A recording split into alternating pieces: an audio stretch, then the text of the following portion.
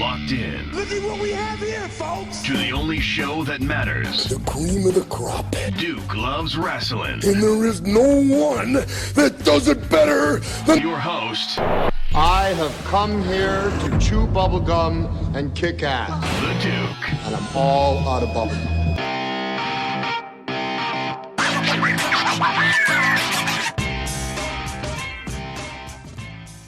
Hey, this is Tony Maglio, TV editor of The Wrap, and I am pleased to be back on Duke Loves Wrestling. And I am pleased to have you back, the man, Tony Maglio, TV editor of The Wrap, a guy that literally covers all the things that I actually give a damn about in the world. What's going on, brother? Oh, seems to be a lot going on. How about yourself? How are you?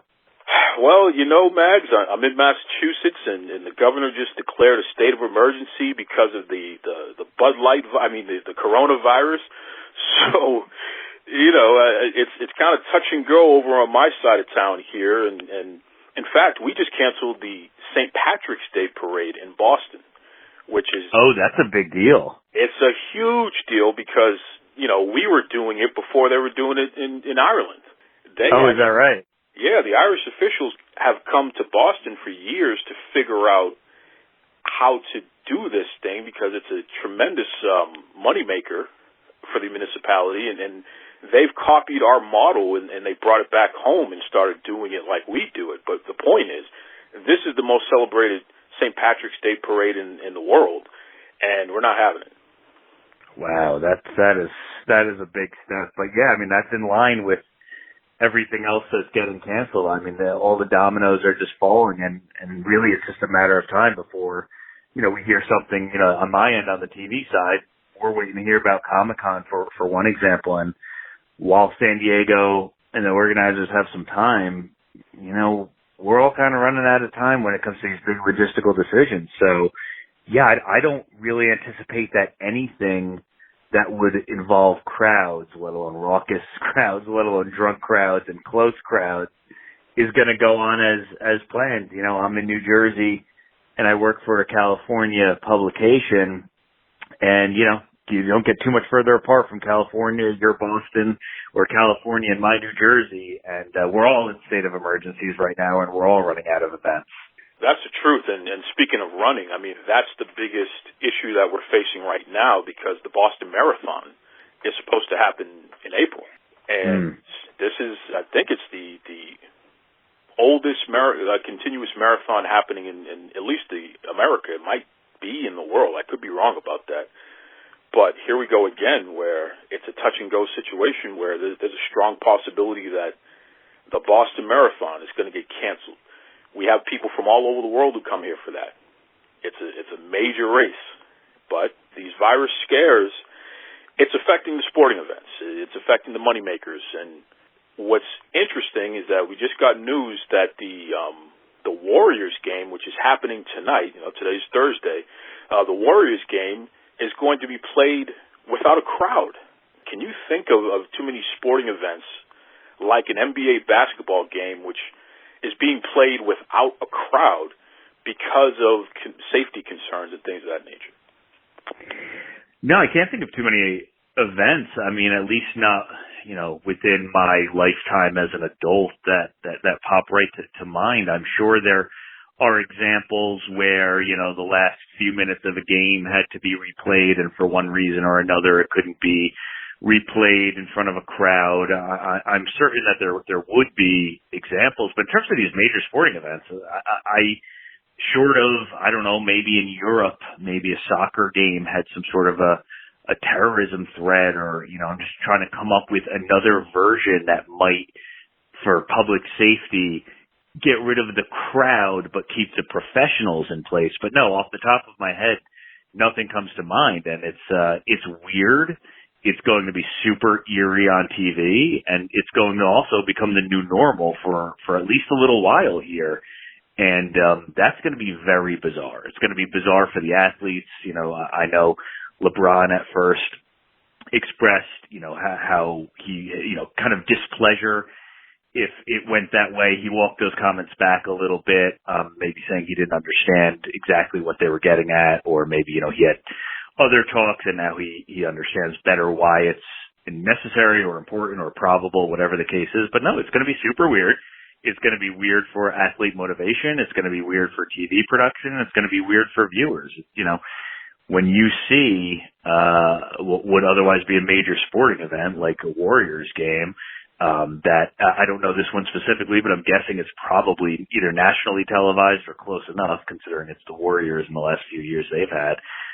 It's going to be very bizarre and quiet, and the refs' whistles are going to be loud, and the trash talk, or maybe not even trash talk, maybe strategy, will probably be more prominently featured audio-wise, and that may end up looking and sounding cool, and it'll certainly be unique, and it'll probably help TV ratings from a intrigue standpoint, but it's gonna get weird, and it's gonna get, I don't think it's gonna get normal. I think because, as I just said, it's going to be weird, but we're gonna end up having to get used to it, or at least accepting it as maybe our new way of watching sports over the next couple of weeks at least.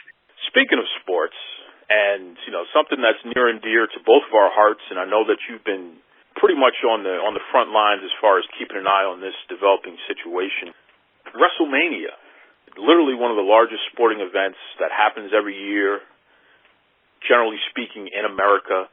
The economic impact on municipalities is tremendous because it has extended into a week-long convention where not just the WWE as a promotion is providing services, but you know, a bunch of indie promotions are putting on pop-up shows and what have you throughout the week leading up to this major event.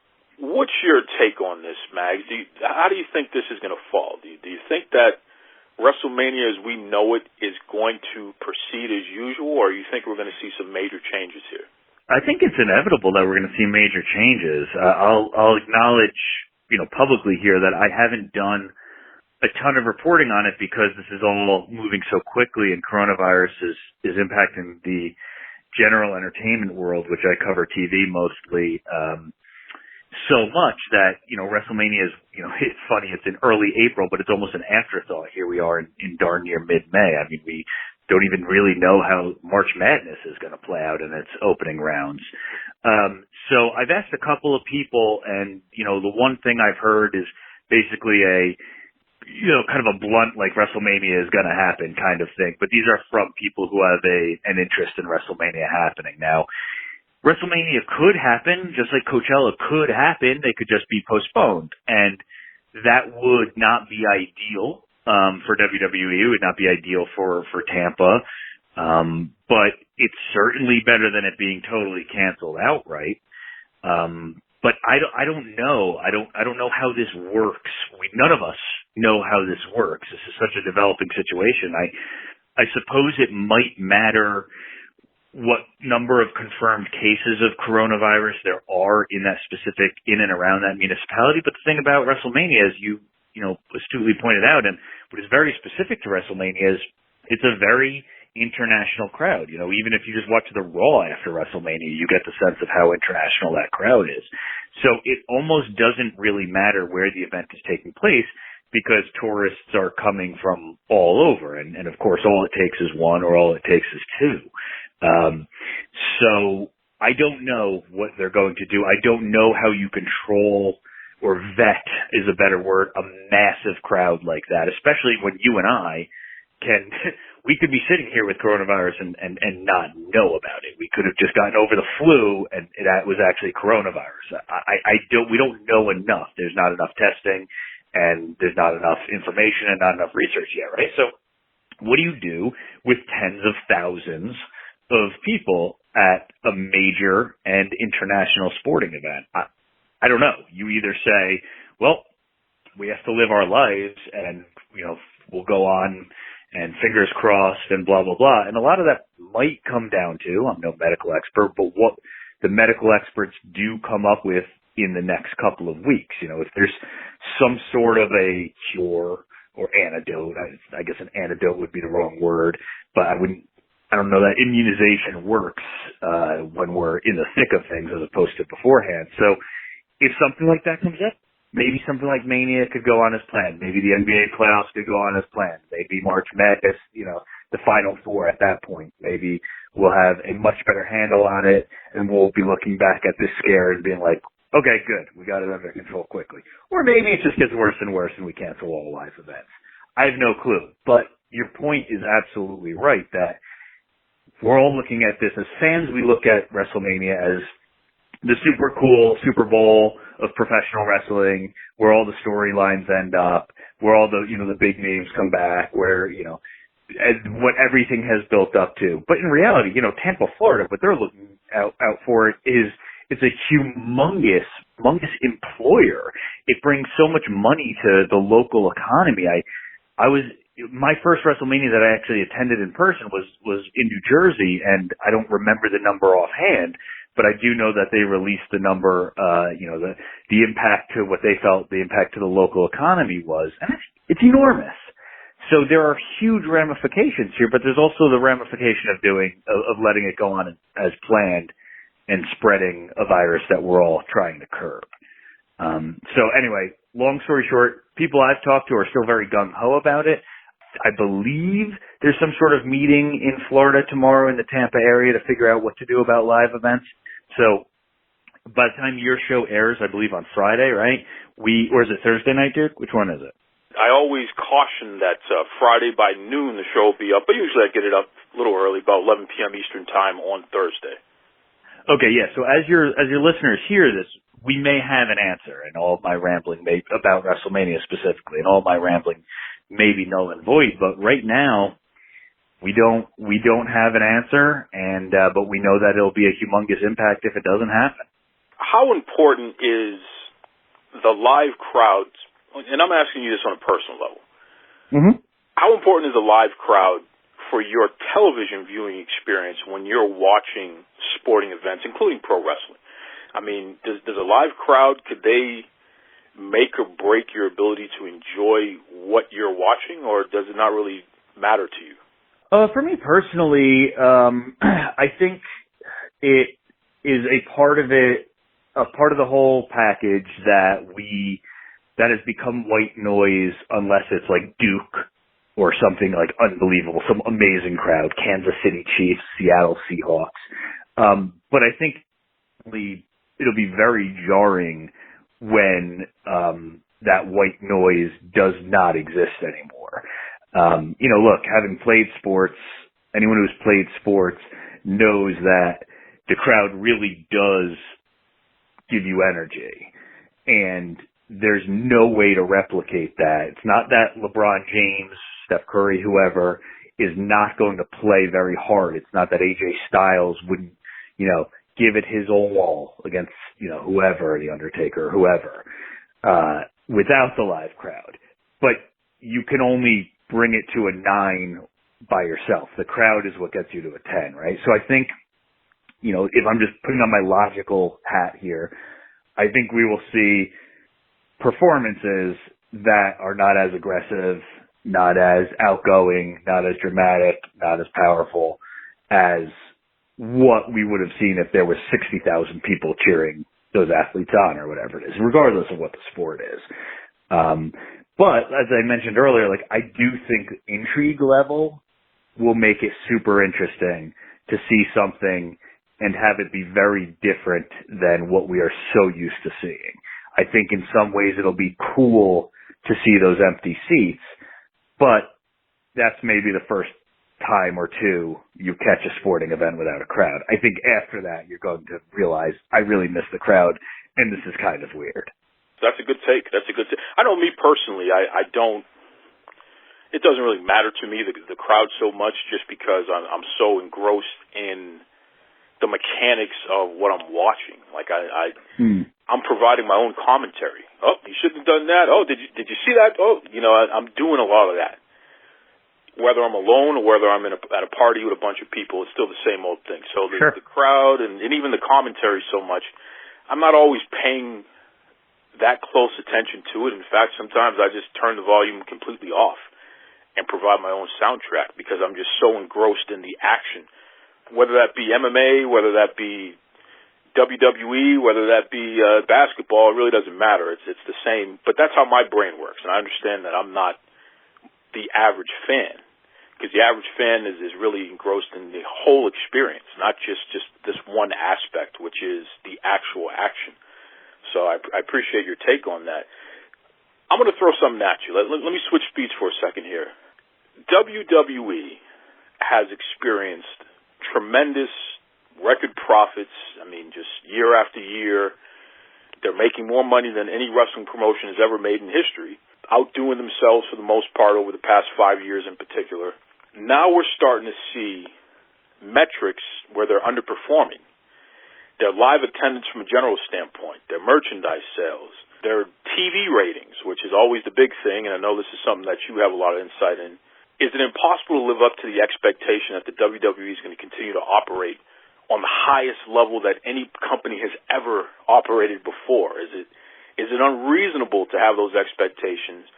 Or, based on your experience and what you know about television as a whole, and even your perspective as a fan, do you feel that, whatever criticisms they've been receiving for underperforming is warranted? I know it's a lousy answer, but it's both, and I'll hopefully make it a little less lousy by explaining what I mean. There is having an expectation that WWE is going to be some sort of super company, some sort of monopoly, some, guarantee stock hit or some version of that is so antiquated and impossible and foolish. There's so much more competition. It's not, and I'm not just talking about the AEWs of the world. There's competition from Netflix now. There's competition from Disney Plus. It's just competition for your attention. It doesn't matter where it comes from. It could come from anywhere. It could be virtual reality in 5 years. That, non-wrestling virtual reality, or at least non-WWE virtual reality. The point is, we keep adding all of these forms of entertainment, all of these platforms specifically for television, movies, etc. There's still only 24 hours in a day. And we're all, I don't know about you, but we're all probably working more hours than the previous generation worked to pay the same bills or even more bills. There weren't cell phones in my parents' day, for example. So to expect to have TV ratings that compare with any sort of historic TV ratings, and I'm not, we could even just be talking about 9 years ago when a DVR was a novelty, is stupid. It doesn't make any sense. So I give WWE more of a pass than some people with those thoughts in mind. But where I stop giving WWE a pass is where it fails to meet its own expectations and investor expectations, which is where it's at right now. WWE stock is not maybe it's a good bet now that it's like sub $40 or whatever it is, but it's not doing well. It may be just like the stock market as a whole, which obviously this is not WWE's fault. Look at your 401k. It's good to put money into it now, but that doesn't guarantee we're not going even further down tomorrow, right? So all of that said, yes, WWE is still the biggest, in my opinion, does still put out the best product, is still the best recruiter, cultivator of talent, promoter, etc. And a lot of that, frankly, comes from the legacy and all the decades of dominance and the McMahon name and so on and so forth. So that's not to poo-poo the new guys, right? But they're also not doing what WWE should be doing, even in this environment. So no, WWE Network is not working. That doesn't mean it's a complete and utter disaster and the worst streaming option in the business. It's just not doing what it should be doing. Yes, their attendance is down. That doesn't mean they have the worst live shows or the lowest attendance, not by any stretch of the imagination. They're still dominant. They're just not as dominant. Yeah, their merch sales are down. Same deal. Doesn't mean that New Japan or whoever wouldn't love WWE's merch revenue. Of course they would. But by WWE's own standards, it's starting to get very poor. So I know that's kind of hedging a little bit, but it's also the reality. And in my opinion, the reality is WWE still the best, but boy, oh boy, are they not living up to what WWE should be. From a business standpoint, Tony, I know we've heard a lot of talk, and Vince McMahon has really been fueling this fire about a special announcement coming up regarding WWE pay-per-views, and at least the major pay-per-views. There's speculation that they could do a deal with a third-party streaming platform, ESPN Plus or Netflix, whoever. And a deal like that would definitely net a significant amount of revenue. Just take a look at the UFC deal with ESPN Plus just as a marker of where this could possibly go. Where do we get to a point where we recognize that WWE's primary focus is to make money first? As a business, when you're making money first, that doesn't always translate into what a fan would consider the most entertaining or even what they want to see, per se. The New York Knicks is the second most valuable franchise in the nation, and they're absolutely one of the worst NBA teams probably in history over the past 4 or 5 years. When do we get to a point where we recognize this is a business first and not just something to entertain people? Well, listen, if you're a WWE shareholder, you absolutely know that to be the case. I think it takes away a little bit of the romanticism of professional wrestling to think along those lines, which I'm not saying you're wrong. You are correct to think along those lines. It is the mature way of thinking along those lines. But, we don't, WWE fans, of which I am one, don't want to think along those lines. We like to we prefer to preserve a little bit of kayfabe in every angle of our association with the company. It does get a little bit more, some of the decision making does get a little bit more digestible when you think about it as a businessman or from the standpoint of a businessman. It's understandable, but this is entertainment. These are, our favorite athletes. These are storylines we're emotionally invested in. So, nobody really just wants to accept that Roman Reigns is good for business, as one example, or whatever the case might be, right? So it's a balancing act. It's a balancing act where I don't always agree with every decision WWE makes, business or creative-wise.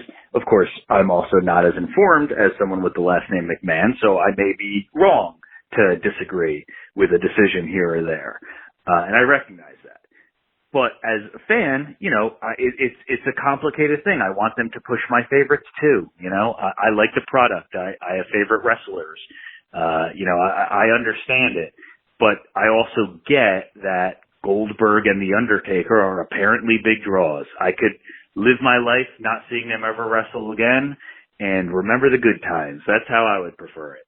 But, probably going to sell a few more tickets to WrestleMania if The Undertaker's there. Probably going to get a better deal in Saudi Arabia if Goldberg's there. So, yeah, people should probably realize it a little bit more. I'm certainly not immune to knee-jerk reaction responses on Twitter, for example, by pure fans. But, I also appreciate from pure fans how much they just love the product and truly want to see the best wrestling and the best wrestlers win out. You broke the story that Rob Gronkowski officially signed with the WWE, which, great job on that part. I know that Ryan Satin had initially brought up the fact that they were negotiating, and the negotiations were getting pretty deep in the weeds there. But, Tony Maglio at the Wrap, he's the one who closed that deal. So great job. Real quick, Tony, does this make sense to you to have a guy like Rob Gronkowski brought in, especially, somebody made the comment that you have so many ladies and gentlemen in the back who don't get featured very often, and now you're going to go outside of the pro wrestling business and you're going to bring in a guy who absolutely is not going to be able to deliver the best wrestling match that you're ever going to see anytime soon. Just your general thoughts on this Rob Gronkowski thing and how it would affect the business in general. Yeah, and thanks for the shout-out and props to Satin. I don't like stunt programming, or stunt casting in almost any avenue of life, but I'm also, coming at this, I'm a 39-year-old man, I'm a dad, I'm just very specific to my own life, my own experiences. When I was a kid, I loved LT and Bam Bam Bigelow. If I watched that match today, I'd probably be super disappointed. I frankly don't know. I've never gone back and watched it. But no, I don't like these sorts of things. You know, I didn't mind the Ronda Rousey thing when it was announced, and then I really got into it because she was excellent. She put in the hard work. Of course, there's much more crossover between MMA and pro wrestling than football and pro wrestling. But no, I don't love stunt casting, and it's not so much for the pure reason that people want to see more Cedric Alexander or whoever their favorite appreciated wrestler is, and Gronk or Ronda or whoever would take a spot from them. It's more that it takes me out of it. Like, in other words, if Gronk or LT can come in and beat a high-level superstar, which you kind of have to have them do, otherwise you're burying them right off the bat. You're burying your big draw.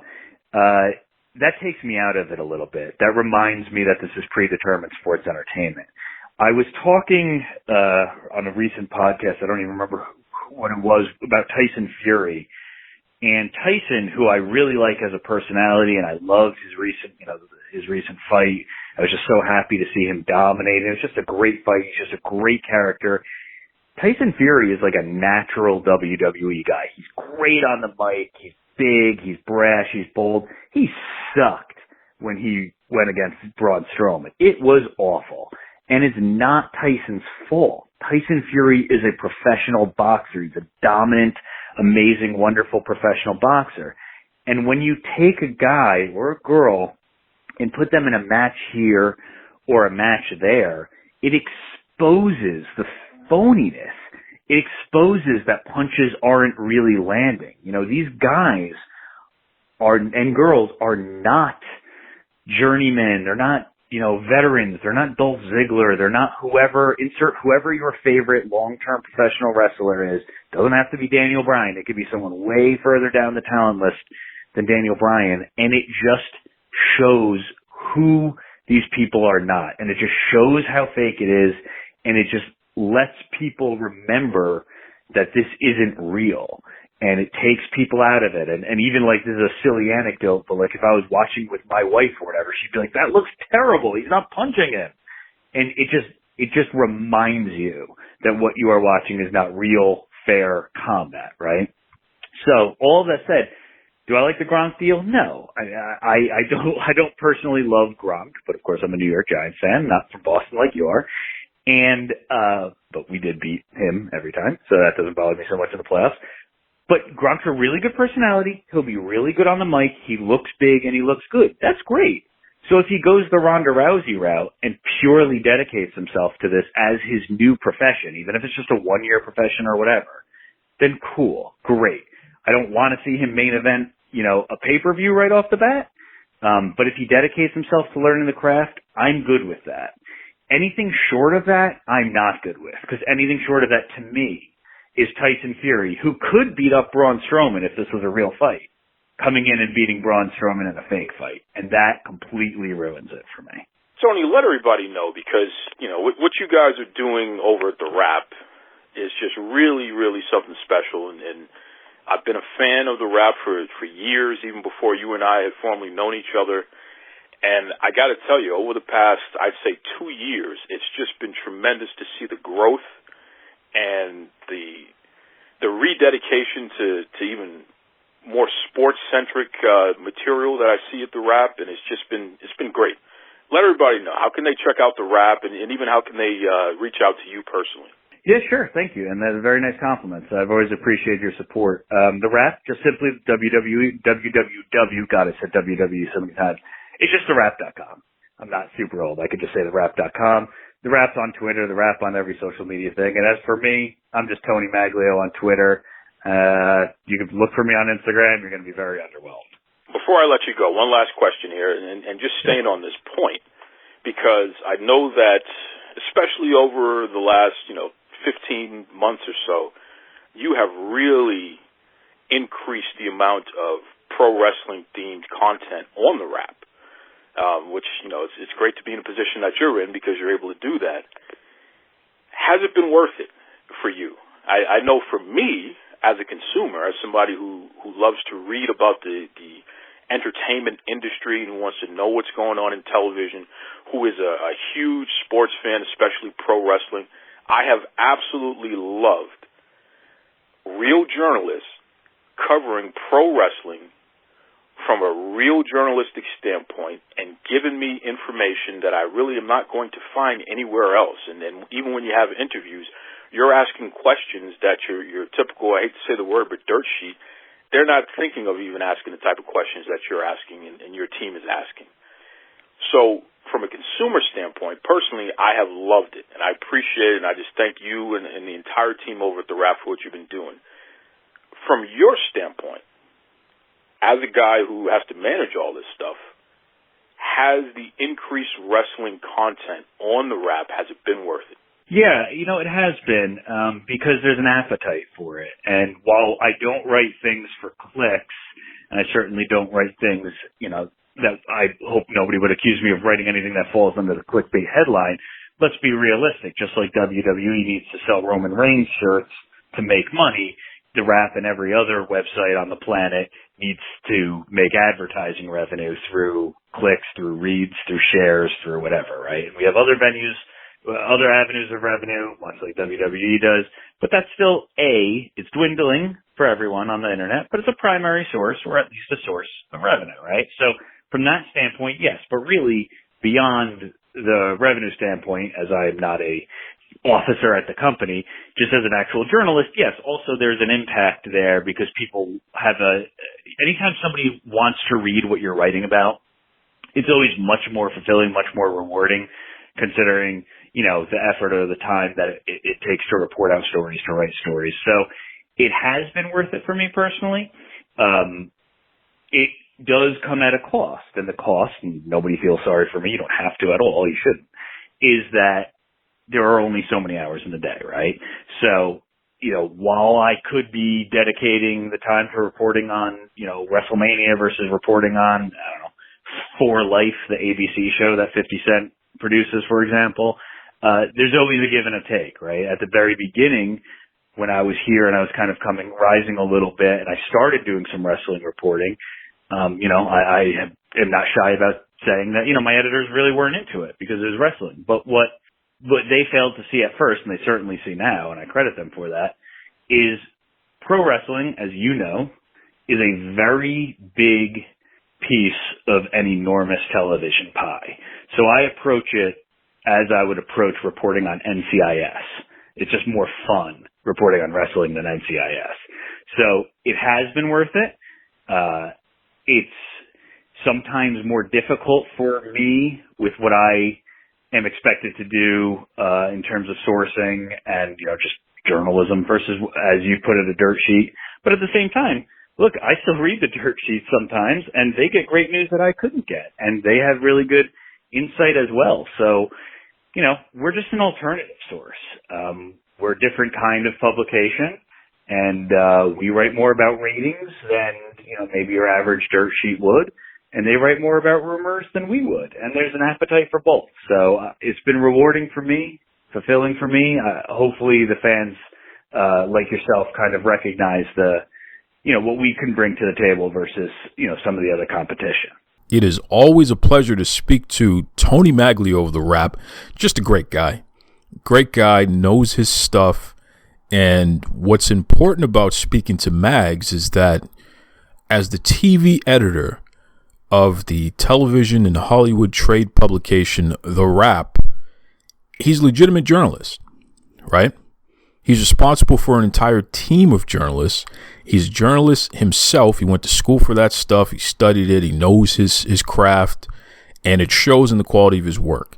So as I stated during the conversation, I just really appreciate the fact that a legitimate journalist is a fan of pro wrestling and is interested enough in pro wrestling that he kept pushing the envelope as far as coverage of pro wrestling in the publication until it was finally accepted.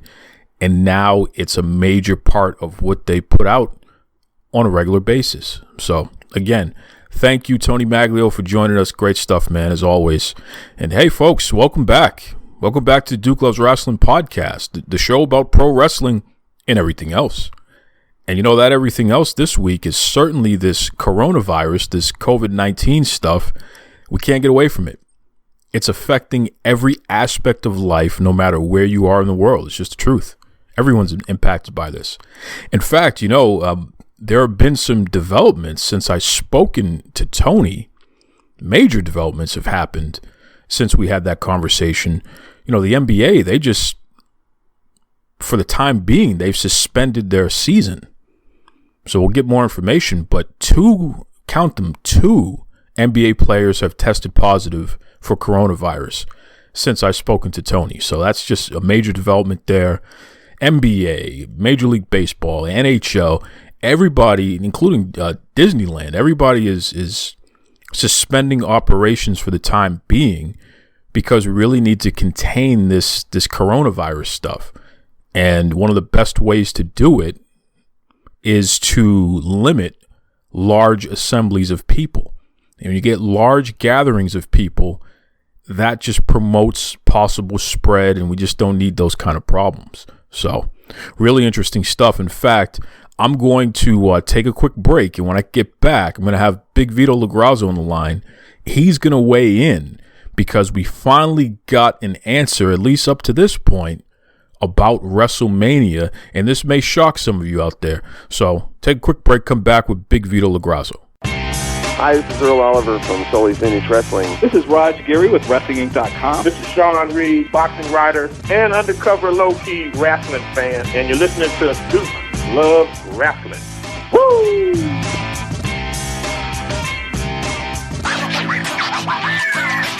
So, folks, as I said, this is a fluid situation going on right now.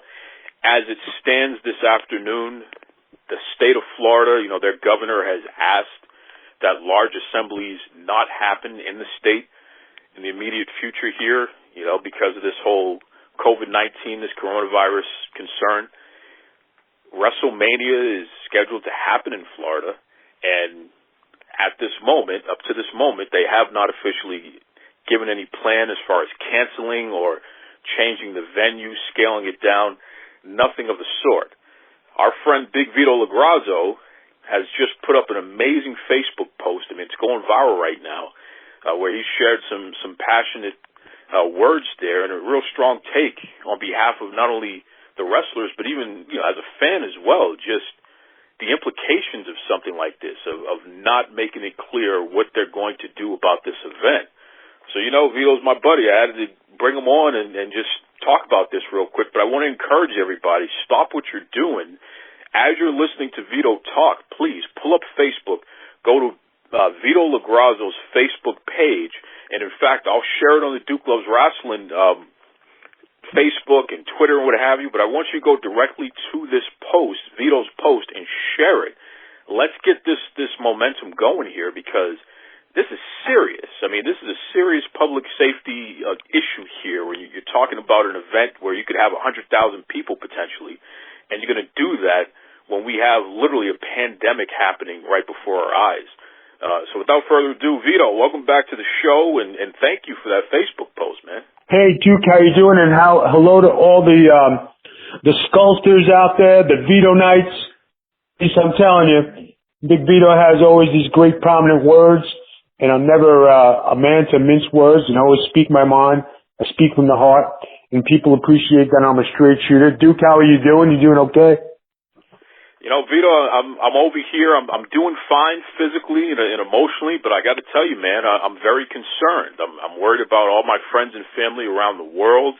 Worried about you and Noel and your son and just everybody, man, because this coronavirus stuff is pretty serious business. Now, what gets me is that, the WWE is always the last to act, and they will hold out, and they want every last dollar from everybody out there, and they won't make them first. They're always last. You look at basketball, you look at baseball, you look at football, you look at all major sports, airports, everything. Everybody's closing down. Everybody's closing down business but the WWE. Okay? Why? Because they care about themselves. They care about their money. They don't care about the boys. They don't care about the fans. All they care about is lacing their pockets. And you know what? When you talk about if they did give a shit about what's going on, okay, they would have been the first ones to set precedents and make a stand. Hey, listen, we can't put the fans in jeopardy. You know, all the people who are out there in WWE land, you know, the fans, you know, the people who love the WWE. Listen, we're not going to have the event, you know, until this coronavirus is settled.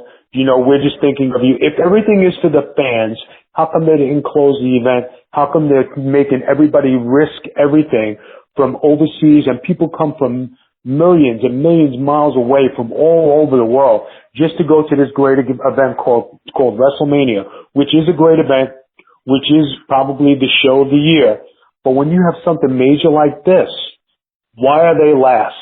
This is the Super Bowl. This is the NBA. This is the NFL. This is Major League Baseball. This is hockey, right? And you tell me that they're still having their event going on when people are quarantined and people are closing and Disneyland. And you tell me, you know, that Vince McMahon and the WWE are bigger than the Golden Gates, than Lord Jesus Christ up in heaven. I bet you he closed his gates and he don't want nobody up there going crossing the gates until they serve 14 days in purgatory to really stay know they're quarantined. I mean, like you said, Vito, you don't mince words one bit, and you're absolutely right, man. I mean, like you said, Disneyland officially have closed until further notice.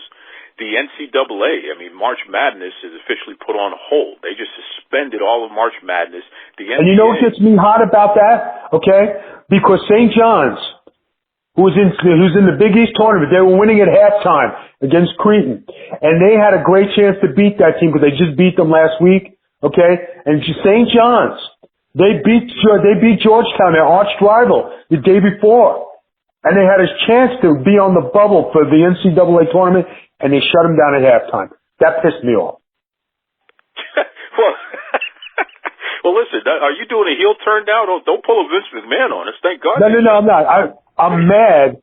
I'm mad for the good reasons, but boy, am I hot about that. Lou Conaseca, Mullen, Mulberry, you know, Mark Jackson, the boys. It killed me, man. I'm an old-time St. John's guy. You know, but hey. You're a basketball guy, too, Vito. You definitely are a guy who's very well accomplished in the sport of basketball. No, not a lot of folks realize that, but Vito is a big-time athlete, basketball, baseball, you name it. But you're absolutely right. I mean, like, just to get back serious with the topic here, WrestleMania is only the Super Bowl is the only other event that we can think of in America which is on the scale of a WrestleMania, and even in terms of the amount of money that it will bring into the municipality over the course of a week. I mean, the tax revenue is just tremendous. Yes, it is. Because of all of the international people that are attracted and the people even domestically that are attracted to this event, and other smaller promotions put on an event. It's like a big-time convention. With that said, we're dealing with a worldwide health crisis, a pandemic here that we don't have control over, that we know is spreading every second. To not develop a plan and put it out there to give people enough time to figure out what's really going on here, it really is a big mistake on WWE's part. And like I said, I just really appreciate your Facebook post because you dug right in. And folks, you got to check it out. You got to go over to Vito's page, read this post, because he just lets it all hang out, man. And it's being shared all over the place. It's just a great post that brings perspective from one of the top wrestlers of the past 30 years here, letting you know from a wrestler's perspective, but also considering we the fans, and calling WWE out about being a little selfish at this point by not making it clear that at the very least they're going to adjust how they present WrestleMania. Dude, let me cut you off there for a second, right? This gets you so hot. Dude, and to the people who have been keeping up with this, right? I mean, this goes overseas. The president stopped all overseas transit, right? The NBA lasted, they quarantined the Jazz and I believe Oklahoma Thunder, okay? And they quarantined them in the state. Now the guy, the gentleman, his name is, I don't want to get him in hot water. He decided it was going to be a joke, and he was going to touch everybody's microphone, whatever they had, He was going to touch all the reporters. He was going to play around. And sure enough, he got the virus and one of his teammates got it because he was being an ass. Okay? And he didn't take it serious. Now, because of this carelessness, and I say carelessness, both teams got quarantined in the arena. We don't know the whereabouts of the team. We don't know what kind of protocol those people are going to have if they were allowed to go back to the hotel. Did they have to go to a homeless shelter? Were they allowed to travel on a plane to get home? Did they have to take private buses to travel to get home so they wouldn't infect anybody else? That's pretty big. And when you talk about a place like that, say WrestleMania, how do you have a wrestling event where you can't touch the people, shake their hands, take a picture with them, can't get within a hello of people? So why are you going? Wouldn't it be better to cancel this to save everybody the money, refund the people their tickets, let people rebuy the tickets for WrestleMania, get another date, and, because this is a worldwide epidemic, wouldn't you say, hey, let me show precedence. Let me be the one to set the tone. Be the last to close our doors. We're going to be the last to do everything because we want every blood-sucking dollar. It's just like the Saudi trip. They said, don't go to Saudi Arabia and don't take the money. Put everybody in danger, right? Now, I'm sure everybody who has come back from those trips in the WWE has their own version and has their own story. We, as fans, journalists, analysts, have read everything there could be, people who are actually there, about what really happened. Did they pay the money? Did they hold them hostage? Are they going to go back? Was there a negotiation? Why did Vince leave early? Why did they leave the workers behind? Okay? God forbid something happens in Saudi, okay, and somebody gets hurt, injured, or is held hostage. Then what do you say then, people? Then you say, oh, well, they had to put the show on, or, the safety of the wrestlers and the goodwill of their families, are no longer there, So, the NBA canceled, the NHL canceled, Major League Baseball canceled, right? And the WWE, use the COVID-19, code and half price on your SmackDown ticket. Hey, what can I tell you? His name is Big Vito Lograsso. Listen, Vito, tell everybody, how can they reach out to you? How can they check you out on social media? And let everybody know about the new shows that you and Noel have been putting out there on your channels there, because he's really got some great stuff going on. Well, everybody, you can go to the Big Vito brand at bigvito.com/the Big Vito brand. Go to Twitter at the Big Vito brand. Go to Facebook at Big Vito Lograsso. You can, if you need any more information, hit up Duke of Wrestling. That's where I do most of my podcasting. Go to Twitch and hit up Big Vito Lograsso. That's Noelle in the background. Go to Twitch. As she's sitting there in her ski mask and the Corona sign. Gloves up to my shoulders. And this doesn't mean, guys, to boycott Corona beer. It just means to, boycott the virus. Okay? We're just putting that out there in case there's anybody Corona's out there. Big Vito Lograsso is a person that does not mince words. He just tells you how he sees it, tells you like it is, and that's just the end of it. So, shout out to Big Vito. Really appreciate you. And once again, shout out to Tony Maglio of the Rap. Great folks. Great guests this week. Listen, everybody, I want you to take a moment. Join me and just take a deep breath. We'll do it on the count of 3. Right? 1, 2, 3.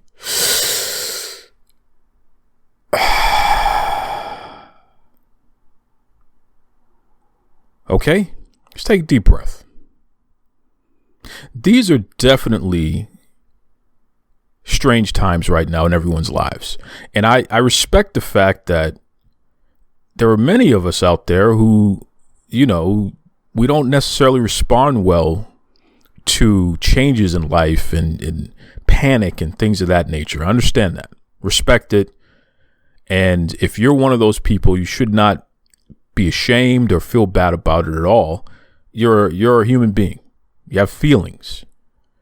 I worry about the people that I care about personally, so I totally get where everyone is coming from. All I can recommend, and I said it last week as well, just control what you can control. please wash your hands on a regular basis. If you have hand sanitizer, please use that. Go online and check out how to make your own hand sanitizer and pay attention. I know that with a lot of this stuff, it's a 2-to-1 ratio. If you're using rubbing alcohol, 2 parts rubbing alcohol and 1 part aloe vera or something like that. Pay attention to that and make your own, whatever you got to do. Please, just in conjunction, nothing replaces washing your hands, but you definitely should be using some type of sanitizer in addition. Just be smart, be safe. In terms of goods, stocking of goods and things of that nature, rice and pasta and beans, things that you can make with relative ease, flour, sugar, salt, kind of flavor stuff. If you're put in a position where it's not easy to get these goods, you want to be able to keep things going in your household, right? So just be smart. Just be smart. I know some people were making fun of the folks who are, buying out all the toilet paper. And it's like, well, what are you buying out all the toilet paper for? Well, you got to think about the supply chain, folks. How do goods get to you, right? We think about our truck drivers. We think about folks who are in the airline industry, not only the folks who are flying the planes, but what about the folks who work on what they call the ramp, right? What happened? These are not easy jobs to get. These are difficult jobs. Not just anybody can be a CDL driver. You got to be certified. Not just anyone can fly an aircraft. Not just anyone can work on a ramp at an airport. There's a process you got to go through to get those jobs. And there is a finite amount of people who qualify for those jobs. Those are very tough jobs to get and then very tough jobs to keep.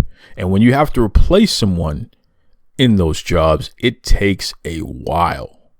And one thing that we are not big on right now is time. We don't have a lot of time, folks, because this thing is happening as we speak. So my point is, if something happens to the folks who are responsible for working within the supply chain, if we overwork our truck drivers or we have the overworked folks who work in the airline industry, that's like taking a straw and pinching it and then trying to get liquid through it.